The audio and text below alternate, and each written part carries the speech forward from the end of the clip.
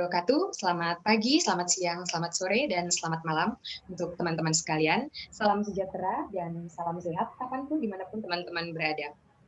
Pada kesempatan kali ini, saya dan rekan saya akan mempresentasikan hasil diskusi kelompok kami yang berjudul Kompetensi Kepala Sekolah dan Pengawas Sekolah. Sebelumnya, perkenalkan saya sendiri, Maria Petrasia Martadu Asari, dan rekan saya, Etika Widi Utami.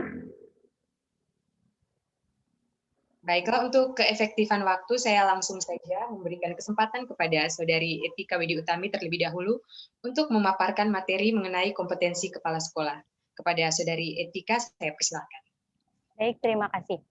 Sebelum kita masuk pada kompetensi kepala sekolah, saya akan menjelaskan terlebih dahulu apa itu kompetensi. Kompetensi adalah kemampuan yang dimiliki seseorang yang nampak pada sikapnya yang sesuai dengan kebutuhan kerja dalam parameter lingkungan organisasi dan memberikan hasil yang diinginkan. Kemudian, apa saja kompetensi kepala sekolah itu? Kompetensi kepala sekolah yang pertama yaitu memfasilitasi penyusunan, penyebarluasan, dan pelaksanaan visi dan misi pembelajaran yang dikomunikasikan dengan baik dan didukung oleh komunitas sekolah.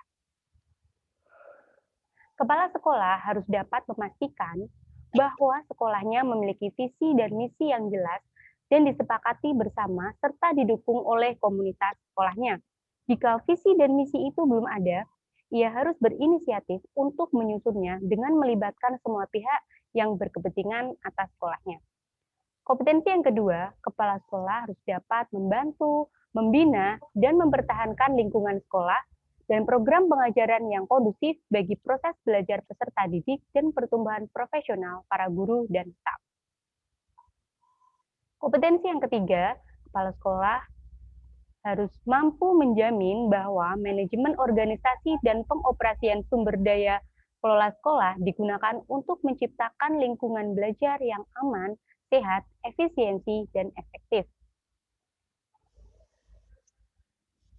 Kompetensi keempat, kepala sekolah harus mampu bekerja sama dengan orang tua murid dan anggota masyarakat, menanggapi kepentingan dan kebutuhan komunitas yang beragam dan memobilisasi sumber daya masyarakat.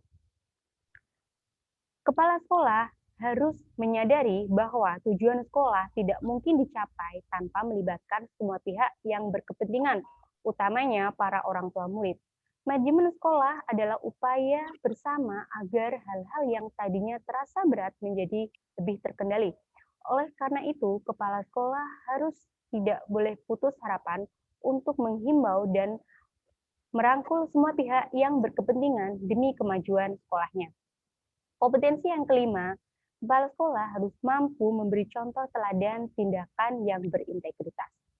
Dan kompetensi yang terakhir yaitu kepala sekolah harus mampu memahami, menanggapi, dan mempengaruhi lingkungan politik, sosial, ekonomi, dan budaya yang lebih besar. Terkait dengan hal itu, tentunya kepala sekolah harus juga mempunyai 4 kompetensi guru.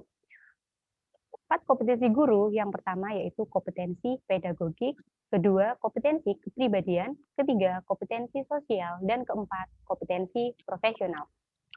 Kompetensi pedagogik adalah kemampuan dalam pengelolaan peserta didik yang meliputi yang pertama pemahaman wawasan atau landasan kependidikan, kedua pemahaman peserta didik, ketiga pengembangan kurikulum atau silabus, keempat, perancangan pembelajaran. Kelima, pelaksanaan pembelajaran yang mendidik dan dialogis. Keenam, evaluasi hasil belajar. Dan yang terakhir, pengembangan peserta didik untuk mengaktualisasikan berbagai potensi yang dimilikinya. Kompetensi yang kedua, kompetensi kepribadian. Kompetensi kepribadian adalah kemampuan kepribadian yang mantap, stabil, dewasa, arif, dan bijaksana, berwibawa, berakhlak mulia, dan dapat menjadi teladan bagi peserta didik dan masyarakat. Kompetensi yang ketiga yaitu kompetensi profesional. Kompetensi profesional adalah kemampuan penguasaan materi pembelajaran secara luas dan mendalam. Dan yang terakhir, kompetensi sosial.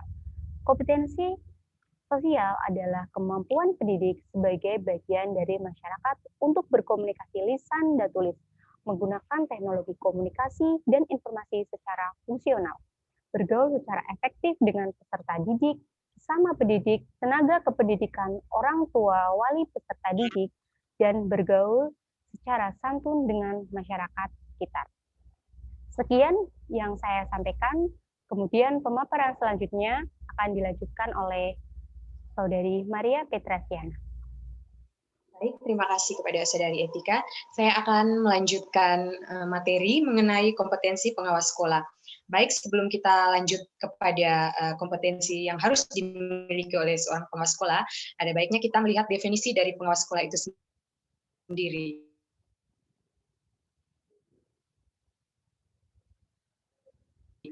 Nah, secara yang mengamati, dengan melihat secara langsung ataupun tidak langsung, sebuah lembaga atau tempat diselenggarakannya kegiatan belajar mengajar. Nah, menurut Permenpan sendiri, jabatan kepala sekolah ini hanya bisa diduduki oleh pegawai negeri sipil dan juga guru, ataupun guru. Nah, kompetensi kepala sekolah itu terdiri dari 6. Yang pertama adalah kompetensi kepribadian. Nah, dalam kompetensi kepribadian ini, pengawas harus menyadari akan tugas dan tanggung jawabnya sebagai pengawas satuan pendidikan yang profesional. Berikutnya, pengawas harus kreatif dalam bekerja dan memecahkan masalah, baik yang berkaitan dengan kehidupan pribadinya maupun tugas-tugas profesinya.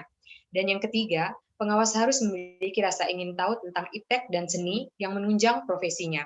Berikutnya, pengawas harus menumbuhkan motivasi kerja pada dirinya sendiri dan stakeholder sekolah. Berikutnya, kompetensi supervisi manajerial. Pengawas wajib menguasai metode, teknik, dan prinsip-prinsip dalam rangka meningkatkan mutu pendidikan. Pengawas juga wajib menyusun program pengawasan berdasarkan visi misi, tujuan, program, dan sekolah binaannya.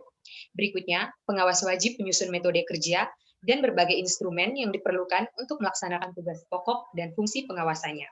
Pengawas wajib membina kepala sekolah dalam rangka mengelola satuan pendidikan berdasarkan manajemen peningkatan mutu berbasis sekolah. Pengawas juga wajib membina kepala sekolah dalam melaksanakan administrasi satuan pendidikan, meliputi administrasi kesiswaan, serta pembiayaan keuangan lingkungan sekolah, dan peran serta masyarakat. Berikutnya, pengawas wajib membantu kepala sekolah dalam menyusun indikator keberhasilan mutu pendidik sekolah. Wajib juga membina staf sekolah dalam melaksanakan tugas pokok dan tanggung jawabnya. Pengawas juga wajib memberikan motivasi karir kepada kepala sekolah, guru, dan staf pendidik. Berikutnya, mengenai supervisi akademik. Nah, dalam kompetensi ini, pengawas wajib memahami konsep, prinsip, serta dasar-dasar teori dan kecenderungan perkembangan bidang ilmu yang menjadi isi tiap bidang pengembangan. Pengawas juga wajib membimbing guru dan menentukan tujuan pendidik yang sesuai dengan berdasarkan standar kompetensi dan kompetensi dasar tiap bidang pengembangan. Pengawas wajib membimbing guru dalam menyusun silabus tiap bidang pengembangan, juga pengawas pendidikan dan juga pembelajaran. Pengawas juga harus membimbing guru dalam memilih dan menggunakan strategi yang tepat. Pengawas juga wajib membimbing guru dalam menyusun RPP. Pengawas juga wajib membimbing guru dalam melaksanakan strategi, melaksanakan kegiatan pembelajaran, serta membantu guru dalam mengelola, merawat, mengembangkan, dan memanfaatkan fasilitas kompetensi di bidang evaluasi pendidikan. Pengawas wajib membimbing guru dalam menentukan aspek-aspek yang penting dinilai untuk tiap pengembangan. Pengawas wajib membimbing guru dalam menentukan kriteria dan indikator keberhasilan pembelajaran tiap bidang pengembangan. Satuan pendidikan yang menjadi binaannya. Kemudian, pengawas harus menilai kemampuan guru dalam melaksanakan pembelajaran pada tiap bidang pengembangan, menilai kemampuan kepala sekolah, dan mengelola satuan pendidikan, menilai kinerja staf sekolah dalam melaksanakan tugas pokoknya, menilai kinerja sekolah, dan menindaklanjuti hasilnya untuk keperluan akreditasi sekolah. Kemudian mengelola dan menganalisis data hasil penilaian kinerja sekolah, kinerja kepala sekolah, kinerja guru, dan kinerja staf sekolah. Pengawas wajib memantau pelaksanaan kurikulum, pembelajaran, dan bimbingan mutu pendidikan pada sekolah-sekolah binaannya. Kemudian, membina guru dalam memanfaatkan hasil penilaian untuk kepentingan pendidikan dan pembelajaran tiap bidang pengembangan. Berikutnya terkait Kompetensi penelitian dan pengembangan. Pengawas wajib menguasai berbagai pendekatan, jenis, dan metode penelitian dalam pendidikan. Pengawas juga wajib menyusun proposal penelitian pendidikan, baik proposal penelitian kualitatif maupun kuantitatif. Pengawas harus melaksanakan penelitian pendidikan baik untuk keperluan pemecahan masalah pendidikan maupun pengembangan profesi. Berikutnya, pengawas harus mengelola dan menganalisis data terkait pendidikan, baik data kualitatif maupun kuantitatif. Memberikan bimbingan terhadap guru mengenai penelitian tindakan kelas, menyusun karya tulis di bidang pendidikan dan kepengawasan, dan kemudian menyusun pedoman panduan yang diperlukan untuk melaksanakan tugas-tugas dimiliki oleh seorang pengawas dengan berbagai pihak dalam rangka meningkatkan kualitas diri dan profesinya. Berikutnya, pengawas harus menangani berbagai kasus yang terjadi di sekolah ataupun masyarakat. Berikutnya juga, pengawas harus aktif dalam kegiatan organisasi profesi seperti APSI, PGRI, ISPI, dan organisasi kemasyarakatan lainnya.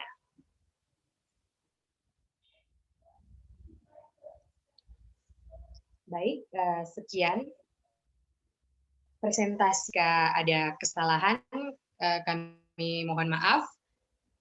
Saya Maria Petrasia Martadu Asari dan rekan saya Etika Widi Utami. Kami pamit undur diri. Assalamualaikum warahmatullahi wabarakatuh.